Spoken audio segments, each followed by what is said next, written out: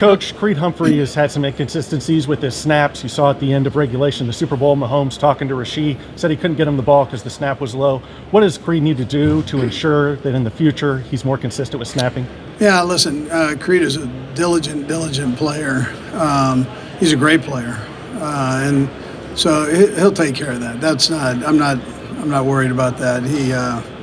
He's a relentless worker, and we'll get all that taken care of. Coach, can you talk about the kind of emotions that this team seemed to thrive off of, maybe more than any other Chiefs team, and kind of how you were able to balance that and keep it in check throughout the season? Yeah, so from an emotional standpoint, the guys feed off each other. It starts with Travis. He's been there the longest, and he's got phenomenal energy. So the guys feed off of that energy, along with Patrick and Chris Jones. These are our leaders, senior leaders, and I mean, I can take it right down the list of guys, the Sneeds, McDuffies. I mean, we got young and old, but the older guys are the ones that really have built the foundation there, along with our ex-players that have been with us. So, there's great emotion, and they felt honored to be. We all felt honored to be in a situation where we made the playoffs, and it was a great reward for the hard work of this long season. The ups and downs that we had, so they were revved up and ready to go. Andy, what do you make of Meat Cole ending the season with the ball in his hands after where you came from with the Jets, and do you expect to see the plans for 2024 for you guys? Yeah, so listen, I'm not saying anything about the Jets because everybody doesn't fit into every situation. That's just not how it works in this league. We've had McCole. We kind of know how he fits into our scheme, and he did a nice job with that. He came in, worked hard, and was productive for us. And he had a couple of hiccups early, but he worked through those. We knew he would, and ended up having some great plays in the Super Bowl. What advice would you give a high school student looking to get where you're at today? Yeah, if you're the student, I'm going to tell you that you're doing the right things by surrounding yourself with the people here and that are in the National Football League. I was fortunate enough to start. I did my student teaching at a high school level, and I kind of worked my way up from there, Division II non-scholarship, and sold hot dogs every Tuesday and Thursday. So it's not all about the glamour, of this. But any avenue you can get in, work hard and be honest, and get a good quarterback. Andy, it's been 7 years since Mahomes got drafted. He was an unorthodox prospect coming from that offense, how he plays. Do you think the league has kind of come around to that style in the 7 years since he's been drafted? Yeah, well, I don't know if they've come around, but he's had an influence, I think, in his own way of in style. I think that's opened eyes, especially from that type of an offense. Everybody kind of doubted whether that type of an offense could work. I mean, Lamar is the same way. Can that work? Well, it's pretty good. I mean, I stood here and I was asked about Lamar Jackson on what position I thought that he could play, whether it was running back or wide receiver. And I'm going, why not try quarterback, right? So give him an opportunity. And he's been the best player since he was a little kid. I think guys are realizing that. These guys don't get where they're at by not. They just didn't transform into these great players. They've been great for a long time. Evaluating talent at quarterback is so challenging, so many misses in that. What are some mistakes you try to do? Yeah, I mean, there's a lot of things that go into that. Where's the staff at?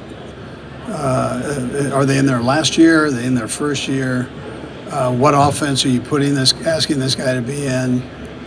Are you willing to work with his strengths and try to better his, the things that he's not strong at, his weaknesses? Are you willing to stand before you guys and kind of protect that guy so he can grow a little bit? All of those things come into play. There are a lot of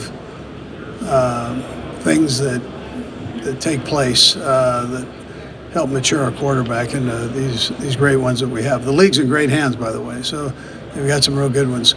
In terms of the quarterback evaluation, Ryan Poles said that he looks for artists and surgeons. How do you go about, helping players find that balance when you're developing quarterbacks?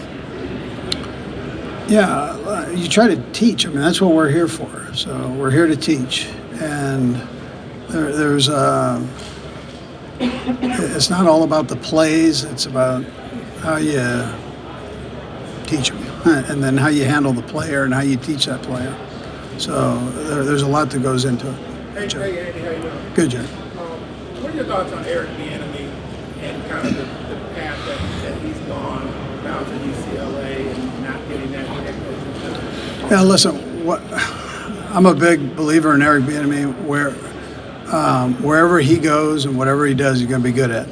So he did that at Washington. He helped change a culture there, and that they'll build on. He's going to demand greatness out of you, and he'll do the same thing at UCLA. I mean, he'll do a great job. He's in charge. It's hard when you're in charge of something to have to step back. He's got an opportunity here to do his thing on offense, and he knows the landscape. He's been at UCLA before, and maybe he's a head coach at the college level, but I thought he should be a head coach here. But if it doesn't happen, maybe he has that opportunity there to do it. But I'm a big fan. Is your growth to becoming a coach and as you continue to evolve, is there any books or anything that stand out that you read that had a profound impact on your journey? Yeah, well, I mean, it's football books. Bill Walsh's book is probably the best out there. But a lot of guys have written books, from Tony Dungy to, a lot of Hall of Fame guys have written books, and they're all good. I've read them all, but Bill's is how you want to be a head coach or a leader of an organization. Here it is, mapped out for you. So in an interview before the Super Bowl, Patrick said that after the win, the Chiefs would be a dynasty. Now, leaving the field, he said that it was a start to a dynasty. What's the last puzzle piece to the dynasty? Yeah, listen, that's up to you guys. You just try to make sure you have the team put together and then try to go win that next game. And if you can keep it that simple, then you stay on task and focus. And then if you guys call it a dynasty, hats off to you.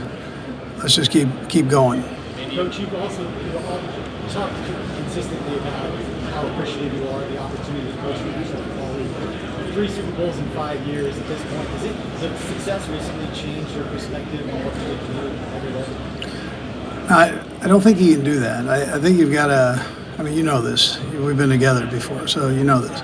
I think it's a little bit monotonous, but it's the preparation that really matters. That's what's real. So there's a lot of hoopla that goes on with it, but that preparation and to stay grounded, stay humble, all those things become very important because the parity in this league is like that. And if you're off a tick, somebody's going to whack you, and you don't want that to take place. You want to stay as focused as you can on the job at task, and it's hard. It's hard to win in this league. It's hard to win a Super Bowl in this league. So anything that's knocking you off to one side or the other, not good. Last question. Would you say in the past couple of years you've evolved your offense more in the middle of the season, or is that just kind of an overrated thing that we just focus on? Yeah, well, every year you kind of do that. And you always want to come in with a couple new things, wrinkles here and there, get a feel on your team the best you can when things are live and count. And so I think you kind of follow that and evaluate that as you go. Every year is different. So that's kind of what we did this year. We had some drops and penalties early, obvious. Those things hurt you, and so you've got to work around that, fix the problem, work around it, make sure that you still have opportunities to win the game. So the run game became more important. Our defense did a tremendous job for us, so that we could also grow on offense.